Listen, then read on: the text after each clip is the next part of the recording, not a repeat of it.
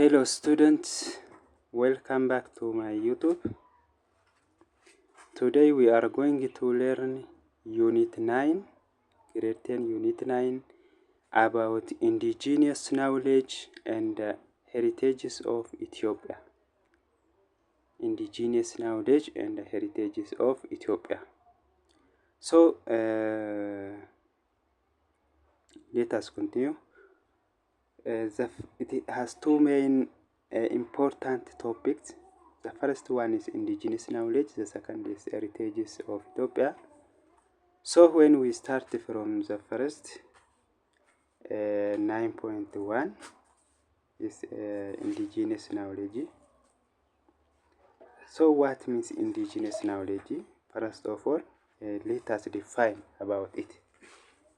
Indigenous knowledge is, when we define it, indigenous knowledge is the knowledge that assists society in making judgments regarding activities that are compatible with their way of life. So indigenous knowledge is the knowledge that assists society in making judgment, in making decisions regarding activities that are compatible with their way of life. That means in solving different problems. So that is indigenous knowledge. Indigenous knowledge is the knowledge that locals utilize to earn living in certain settings. Indigenous knowledge jechuun beekumsa akkamiiti? Beekumsa hawaasni rakkoo garaa garaa furachuudhaaf beekumsa gargaaruudha. Rakkoo mudatee jechuudha. And also it is that locals utilize to earn living in certain settings. So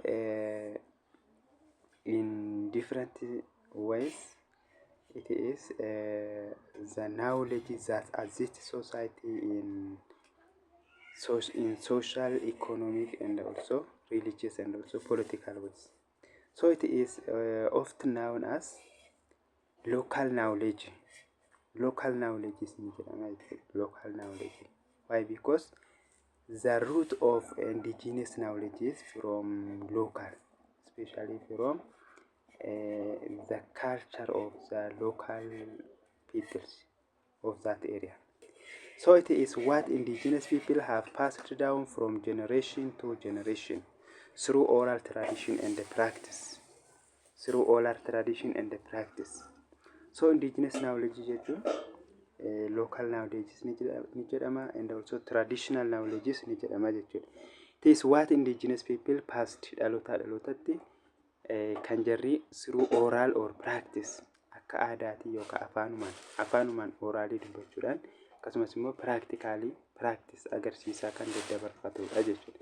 Indigenous knowledge shapes people's world views and gives guidance for their socio-economic, political, and spiritual survival. So indigenous knowledge shapes people's. It guides the people's world views.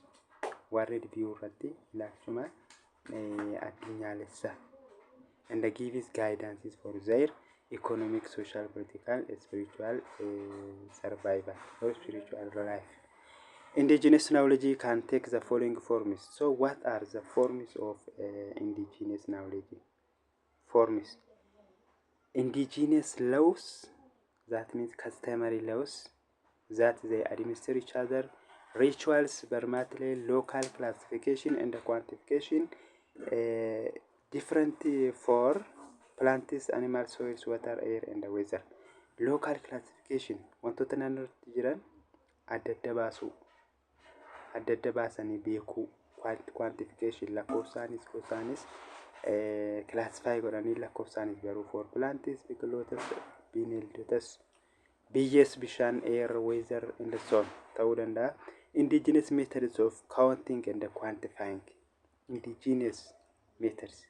Maloota indigenous ta'an ittiin lakkaa'aniif adda baasan garaagara. Learning systems, indigenous educational methods, indigenous agricultural farming, crop system, that is traditional farming, indigenous medicine, what we call healers. Pest management is of different pests or locust management is ilbiisota garaagaraa manage gochuu jechuudha. Especially kanneen qonna irratti miidhaa fidan and so on. So generally indigenous knowledge jechuun knowledge naannoo dhumarratti develop ta'u. This root is from local and also by oral tradition and also practice. Practicing is oral source is ni darba. So it has different forms as kanneen makana fakkaata jechuudha. So let us continue.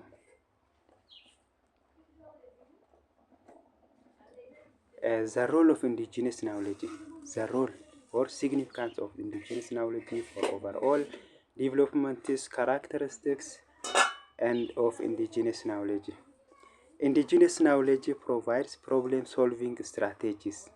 This is the most important and the main point of this unit. Solving problem-solving rakkoolee furuu especially conflict resolution irratti focus kan godhudha jechuudha. So indigenous knowledge provides problem-solving strategies for local community. Local community dhaaf karaalee rakkoo ittiin furan strategy garaagaraa kana provide godha jechuudha. It represents an important component of global knowledge on development issues. Yes, also on development issues, it provides what a very rich knowledge. Learning from indigenous knowledge can improve understanding of local conditions. Learning from indigenous knowledge barachuun barnoonni indigenous knowledge kun can improve understanding of local condition. Since it started from the locals, from families, then from that local areas, so it improve understanding of local condition. Indigenous peoples can provide valuable input about local environment and how to effectively manage natural resources. So natural world, how to manage natural resources. Indigenous knowledge can provide what valuable inputs about local environment, why environment naannoo, and also how to manage natural resources. Qabeenyuma akkamitti akka kunuunsan focusing isa kanuma jechuudha. Indigenous knowledge system and the technology have proved to be socially desired, economically viable, sustainable, posing little danger to rural farmers and the producers. So indigenous knowledge and the technologies have been proven, socially desired, planned, economically viable, reliable, and also sustainable, posing little knowledges, posing some little now dangers to rural farmers, especially traditional farming is not industrial or commercial industrial somewhat effective about little danger in some research. And most importantly, moreover, conserving natural resources or effective manage of the natural resources. So that is the main focus of indigenous knowledge. Learning from indigenous knowledge can improve understanding of agriculture. Indigenous knowledge understanding of agriculture understand sirriitti ogummaan isaa achumarraa it started from it developed without formal education, so it improved what understanding of agriculture, health care, food security, education, and the natural resource management issues. So beekumsa qonnaa, health care, fayyaa, food security, wabii nyaataa, education, barnoota, natural resource management is natural qabeenya uumamaa kunuunsuu irrattis improve godha jechuudha. Knowledge dandeettii akkasii beekumsa akkasii dabalata. Preserving indigenous knowledge contributes to the cultural and the political self-reliance, self-confidence. Aadaa ofii indigenous knowledge ofii tikfatanii eeggachuun maaliif contribute godha to cultural and political self-reliances. Aadaadhaanis cultural and political self-reliance means cultural and political independence ofitti amanamummaa of danda'u ofitti amanamummaa ofii tikfachuu jechuudha jechuudha. So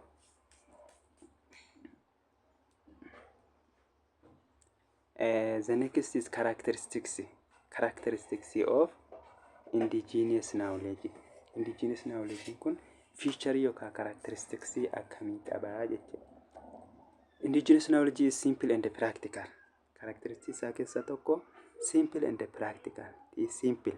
We get it from our local and also by our languages, or it is passed by local languages.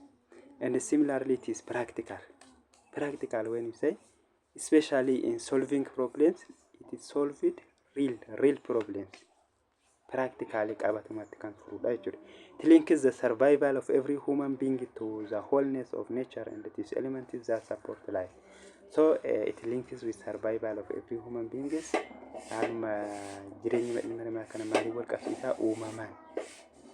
That support their life. Uumamaan jireenyaan wal qabsiisuudhaan kan tajaajiludha jechuudha. It provides the concrete situations of communities regarding the environment and provides practical solution to the problems of the people. So it provides the concrete, when you say it provides the real situations of communities regarding the environment or local, and provides practical solution to the problems of the people. So problemi jiran of problemi matara college jiran mo provides what practical solution, real solution rakkoo furmaata qabatamaa ta'e kan kennudha jechuudha. This knowledge deals with the simple haala salphaadhaan studies with the simple halma salphaatayn we get it from our local, but applied education, it has linked with education, economics, politics, religion, science, and the technologies of indigenous societies. So kanneen kana hundaanuu wal qabata. However, we learn or it deals with simple. It provides basic and rich ground for the background for the development of modern society. So the peoples who knows about indigenous knowledge, indigenous customs, indigenous traditions is one of the modern society. So indigenous knowledge provides basic and rich ground for the development of modern society. Modern society who tolerate each other, who respect each other kan ta'e akka guddatuuf ka'umsaa yookaan beezikidha jechuudha. Indigenous knowledge developed over a long period. Dhalootaan yeroo dheeraa keessa kan dhufedha yookaan kan guddatedha. Its patterns are based upon local knowledge system. Local knowledge irratti hundaa'ee patterns kan sanarratti hundaa'ee yoo ta'u, it is expressed in local language. This is very important main point is expressed in local language, not by other language. Foreign language or language it is only by local language and also orally, not by written. In many cases, this knowledge has been passed from generation to generation through oral. Some forms of indigenous knowledge are expressed through stories. Legend and the folklore is a fall. Legend is when you say, folklore when you say, a fall makajachudi, a fall mandarbu, rituals, barmatri, sangs, especially popular sangs and even laws, customary laws. So jarrin kun karaleetiin indigenous knowledge ibsaman yookaan daddarban keessaa isa tokko. So our today's lesson looks like this. So it is very short. You have to see the next videos and share, like my YouTube. Waan dhaggeeffataniif galatoomaa. Video yeroo ilaaluu jalqabdan hanga dhumaatti ilaalaati xumura eegaltanii dhiisina. Shortiidha baay'ee gabaabaadha waan ta'eef. So thank you enough for today.